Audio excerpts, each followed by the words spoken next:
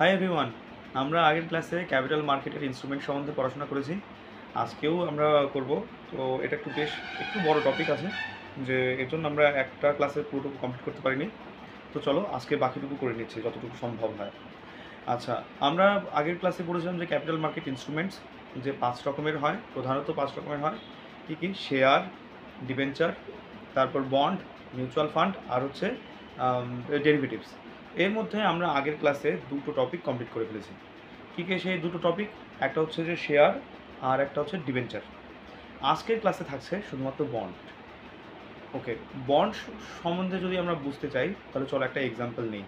মনে করো জলপাইগুড়ি জেলা, আমরা যে জেলাতে থাকি, জলপাইগুড়ি থেকে ময়নাগুড়ি পর্যন্ত রাস্তা হচ্ছে, 4 লেন রাস্তা হবে মনে করো, স্টেট হাইওয়ের উপর দিয়ে। হ্যাঁ, সেন্ট্রালেরও আছে, মানে কি যে সেন্ট্রাল ন্যাশনাল হাইওয়েও আছে এদিকে অবশ্য। হ্যাঁ, সেই হাইওয়েটা হবে 4 লেন রাস্তা হবে। এবার মনে করো এইটুকু রাস্তা বানাতে ধরলাম 500 কোটি টাকা খরচা হবে। সেই 500 কোটি টাকার মধ্যে গভর্নমেন্ট অ্যারেঞ্জ করতে পারলো 300 কোটি টাকা, বাকি রইল 200 কোটি টাকা। এবার গভর্নমেন্ট বললো কি যে, মানে ডিএম অফিসকে বললো যে এখানে যে 200 কোটি টাকার যে ঘাটতি আছে, যারা এই জেলার বা বাইরের জেলার মানে কি যে ইনভেস্ট করতে চাও তাদের জন্য ইনসেন্টিভ আছে, ভালো পয়সা সুদ হিসেবে দেওয়া হবে বা লাভের অংশটুকু দেওয়া হবে। তো তুমি 50 কোটি টাকা ইনভেস্ট করলে সেখানে রোডের জন্য। তো এবার গভর্নমেন্ট তোমাকে একটা সিকিউরিটি দেবে যে তুমি আমাকে 50 কোটি টাকা দিয়েছো, তো যখন রাস্তা হবে তখন হচ্ছে কি 50 প্রিন্সিপাল তো অ্যামাউন্ট তো দেওয়াই হবে, সঙ্গে হচ্ছে কি লাভের অংশটুকু কিছুটা এই 10 বছর ধরে তোমাকে লাভের অংশ দেওয়া হবে। তো কীরকম করে? যে যখন হচ্ছে কি রাস্তা কমপ্লিট হবে তার উপর দিয়ে ট্রান্সপোর্টেশন হবে, টোল গেট বসানো হবে, তো সেখান থেকে মানে কী বলে কী বলে তোমার হচ্ছে কি পয়সা তুলে, সেই বিভিন্ন ট্রান্সপোর্ট থেকে, বাস ট্রাক থেকে পয়সা তুলে গভর্নমেন্ট তার একটা লাভের অংশ তোমাকে দেবে। এইভাবে কথা হলো।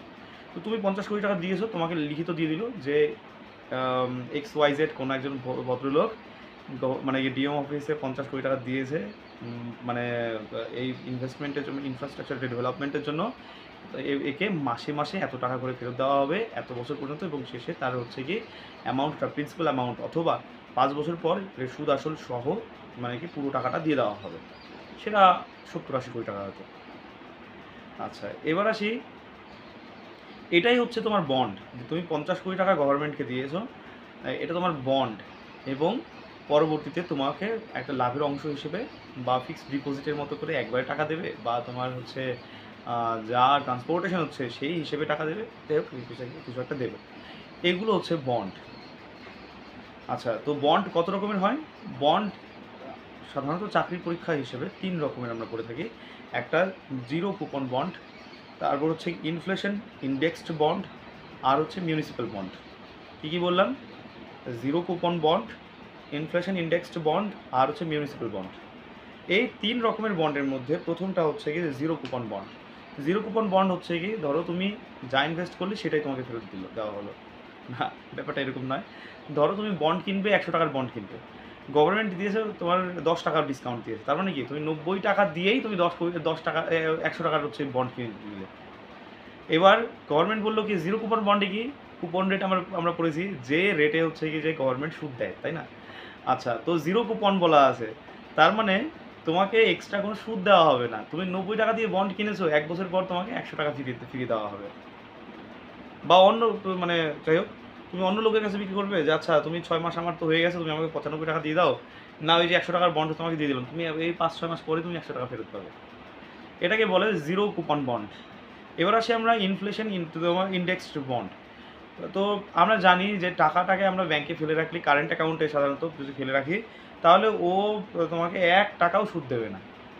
কারেন্ট অ্যাকাউন্টের এটা একটা সমস্যা। এবার তুমি চিন্তা করলে কি আমি ব্যাংকে রাখবো কেন, সেভিংস অ্যাকাউন্টে রাখবো, তার থেকে ব্যাংকেই সেভিংস অ্যাকাউন্টে রাখি। হ্যাঁ, তোমার যা ইনফ্লেশন হবে সেই রেট হিসেবে তোমাকে হচ্ছে গিয়ে বছর শেষে একটা সুদ দিয়ে দেওয়া হবে। এটাকে বলা হয় ইনফ্লেশন ইন্ডেক্সড বন্ড, যেটা আমরা সাধারণত সেভিংস অ্যাকাউন্টে দেখতে পাই আমরা। ওকে, আর হ্যাঁ, সেভিংস অ্যাকাউন্ট, কারেন্ট অ্যাকাউন্ট, এগুলো আমরা মানি অ্যান্ড ব্যাঙ্কিং চ্যাপ্টারে অলরেডি পড়ে ফেলেছি, যারা দেখোনি তারা একবার দেখে নাও। আচ্ছা, তাহলে আমরা জিরো কুপন বন্ড বললাম, তারপর ইনফ্লেশন ইন্ডেক্সড বন্ড বললাম, এবার বাকি হলো আমাদের মিউনিসিপ্যাল বন্ড। আচ্ছা, মিউনিসিপ্যাল বন্ড কি? যে এটা একটা ফিক্সড ইনকাম বন্ড একরকম। গভর্নমেন্ট বা সেমি মানে কি যে গভর্নমেন্ট ইনস্টিটিউশনসগুলো এরকম বার করে মিউনিসিপ্যালিটির বিভিন্ন কাজের জন্য। মানে মিউনিসিপ্যালিটির হচ্ছে কি 2 রকমের বন্ড হয়। একটা হচ্ছে জেনারেল অব্লিগেশন বন্ড, আর একটা হচ্ছে রেভিনিউ বন্ডস। ঠিকই, একটা জেনারেল অব্লিগেশনস বন্ড আর একটা হচ্ছে রেভিনিউ বন্ডস। আচ্ছা, জেনারেল অব্লিগেশন বন্ডসের মধ্যে পড়ে হচ্ছে কি স্যানিটারি, ওয়াটার, গার্বেজ ডিসপোজাল প্রভৃতি। জল সাপ্লাই দেওয়া, তারপর হচ্ছে কি যে কি বলে স্যানিটেশন, টয়লেট বসানো, বা হচ্ছে কি যে কি বলে আবর্জনা ডিসপোজ করা, সরিয়ে রাখা, বা প্রপার ম্যানেজমেন্ট করা, এগুলো হচ্ছে জেনারেল অব্লিগেশন বন্ডস। এবার আসি আমরা রেভিনিউ বন্ডস। রেভিনিউ বন্ডস কি টোল গেট থেকে যেরকম যেসব পয়সাগুলো উঠে আসে সেগুলো হচ্ছে রেভিনিউ বন্ডস। ঠিক আছে। আর আর হ্যাঁ, এটুকু গেল। আমরা 2 রকমের বন্ড মিউনিসিপ্যাল বন্ড সম্বন্ধে বললাম। এবার আসি আমরা 1997 পর থেকে যেসব ভালো ভালো বেশ মানে মিউনিসিপ্যাল বন্ডের কথা পাওয়া যায় সেটা হচ্ছে একটা আমরা করি, এগুলো তো আর আসবে না, যাই হোক একটা এক্সাম্পল হিসেবে মনে রাখি আমরা। ব্যাঙ্গালোর মিউনিসিপ্যাল কর্পোরেশন প্রথমবার লোকাল মানে কি যে আরবান লোকাল বডিতে যে মিউনিসিপ্যাল বন্ড ইস্যু করে প্রথম। কোথায়? Bangalore municipal corporation. ঠিক আছে। আচ্ছা, এবার আসি যে এই আরও আছে বেশ কিছু, আহমেদাবাদ মিউনিসিপ্যাল কর্পোরেশনও বেশ কিছু স্টেপ নিয়েছিল, পুনে মিউনিসিপ্যাল কর্পোরেশন বেশ কিছু স্টেপ নিয়েছিল, এসব। এবার আসি আমরা যে এই যে মিউনিসিপ্যাল বন্ডটার এলিজিবিলিটিটা কী, কখন গভর্নমেন্ট বা লোকাল বডি মিউনিসিপ্যাল বন্ডটাকে ছাড়তে পারবে। প্রথম আসি যে লাস্ট 3 বছরে মিউনিসিপ্যালিটির নেট ইনকামটা নেগেটিভ হওয়া যাবে না, অলওয়েজ পজিটিভ হবে। অর্থাৎ এগুলো সারপ্লাসে থাকতে হবে, 3 বছর ধরে সারপ্লাসে থাকতে হবে, ডেফিসিটে যাওয়া থাকবে না, যাওয়া চলবে না।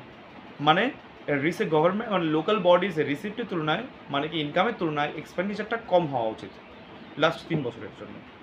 আচ্ছা, এবার আসি সেকেন্ডটা, মিউনিসিপ্যাল কর্পোরেশনের যেন অবশ্যই ক্রেডিট রেটিং সিস্টেম থাকে। তারপরে কোনো যেসব আমরা মানি অ্যান্ড ব্যাঙ্কিং চ্যাপ্টারে বলেছি ক্রেডিট রেটিং সিস্টেম, কি এক ধরনের ইনস্টিটিউশনস থাকে তারা কিনা কোনো সংস্থার হচ্ছে কি যে সংস্থাকে লোন দিলে সেটাকে ফেরত দিতে পারবে কিনা বা তাদের ম্যানেজমেন্ট কেমন আছে তার উপর রেটিং দেয়। তার মানে সেই যে মিউনিসিপ্যালিটিতে মিউনিসিপ্যাল বন্ড ইস্যু করা হবে সেই মিউনিসিপ্যালিটির যেন অবশ্যই কী বলে ক্রেডিট রেটিং সিস্টেম অ্যাভেলেবেল থাকে। 3 নাম্বার হচ্ছে কি যে লাস্ট 1 বছরে যে কোনো লোন গভর্নমেন্ট বা মিউনিসিপ্যালিটির ঘাড়ে থাকা চলবে না। আচ্ছা, 4 নাম্বার হচ্ছে কি যে যেসব মানে মিউনিসিপ্যালিটির যে রেভিনিউ মানে কি যে অ্যাকাউন্টটা সেটা যেন এসক্রো অ্যাকাউন্ট হতে হবে। এসক্রো অ্যাকাউন্টের অর্থ এরকম, ধরো যে আমি তোমাকে এখন কিসের সময় পটল টল পাওয়া যায় মার্কেটে, ধরো তুমি হচ্ছে কি কি বলে কলকাতা বলে নদিয়াতে থাকো, পটল ভালো হয়। এবার আমি তোমাকে বললাম কি, ফোন করে বললাম XYZ আমাকে 2 গাড়ি পটল পাঠাও। এবার ও তো ফ্রিতে দেবে না, পয়সা লাগবে। তো এবার আমি আমি তো এবার ডিরেক্টলি ওর অ্যাকাউন্টে পেমেন্ট করতে পারি না, চিনি না জানি না, সেটা করা যায় না। তাহলে এসক্রো অ্যাকাউন্ট আমাকে খুলতে হবে। মানে কি আমার কারেন্ট অ্যাকাউন্ট যেটা আছে সেটাকে অবশ্যই যেন এসক্রো অ্যাকাউন্ট হয়। এসক্রো অ্যাকাউন্টের অর্থ এরকম যে টাকাটা আমি পেমেন্ট ওই ভদ্রলোককে তোমাকে করবো, XYZ তোমাকে করবো, সেই টাকাটা আমি ব্যাংকে দিয়ে দিলাম যে ওকে XYZকে পয়সাটা দিয়ে দেবে। এবার তবে একটা শর্ত আছে, যখন হচ্ছে কি ও ওখান থেকে মানে কি যে মাল ডেলিভারি করবে, তো ব্যাংকের লোক সেখানে যাবে, দেখবে হচ্ছে যত গাড়ি 2 গাড়ি পটল পাঠানোর কথা সে পাঠালো, ডিসপোজ করে দিল, তোমার নিজের লোক রাখা আছে, ফিট করা আছে, দেখা গেল ওখানে তুমি পাঠালে গাড়িটাকে, তো সে পাঠিয়ে দিল। আর ওই সময় হচ্ছে কি কনফার্ম করবে ব্যাংক যে আচ্ছা সেই পয়সাটা মানে সে মানে কি যে মানে মাল ডেলিভারি হয়ে গেছে, তো এবার হচ্ছে আমি পয়সাটা দিয়ে দিচ্ছি, সে কিন্তু পয়সা দিয়ে দেবে। এইভাবে হয়।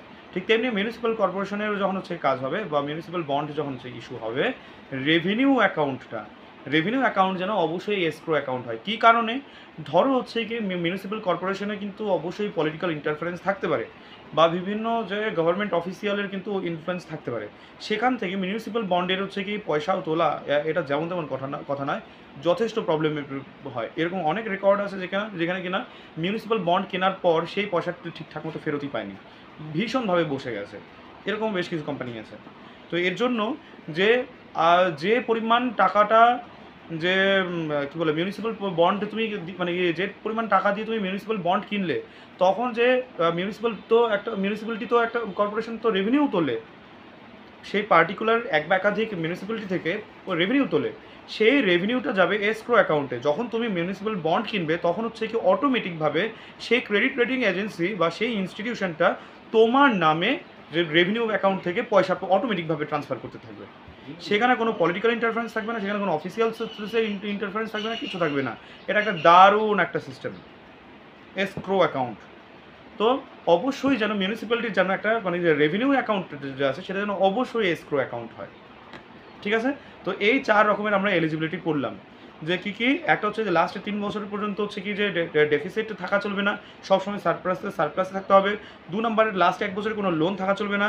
৩ নম্বর হচ্ছে কি যে ক্রেডিট রেটিং এজেন্সি দ্বারা সেই রেটিং করতে হবে। ৪ নম্বর পয়েন্ট হচ্ছে কি যে অবশ্যই যেন যে এসক্রো অ্যাকাউন্ট খুলতে হবে, মানে কি যে মিউনিসিপ্যালিটির যেন রেভিনিউ অ্যাকাউন্টটা যেন এসক্রো অ্যাকাউন্ট হয়। আচ্ছা, ইন্ডিয়াতে কারেন্ট স্ট্যাটাস কি? যে মিউনিসিপ্যাল বন্ডের যে মাত্র ইউএসএতে যেখানে মিউনিসিপ্যালিটির বিভিন্ন কাজকর্ম করার জন্য 10% হচ্ছে কি মিউনিসিপ্যাল বন্ড থেকে টাকা আসে, ঠিক সেখানে ইন্ডিয়ার মতো জায়গা থেকে মাত্র 1% টাকা মিউনিসিপ্যাল বন্ড থেকে আসে, বাকি টাকাটা গভর্নমেন্ট বা অন্যান্য খাত থেকে তুলতে হয়। এটা ভীষণ একটা প্রবলেমের জায়গা। ২ নম্বর প্রবলেম কি যে ইন্ডিয়ার কিন্তু মানে কি মিউনিসিপ্যাল বন্ডগুলো কিন্তু ক্রেডিট রেটিং এজেন্সি দ্বারা খুবই খারাপ রেটিং করা আছে। থার্ড পয়েন্ট হচ্ছে কি আরবিআই এই খারাপ রেটিংটাকে বেটার করার জন্য ফরেন পোর্টফোলিও ইনভেস্টমেন্টকে আরেকটু বেশি সহজতর করেছে, যাতে কিনা মানে কি যে ফরেন ইনভেস্টররা মিউনিসিপ্যাল বন্ড কিনতে আগ্রহী হয়।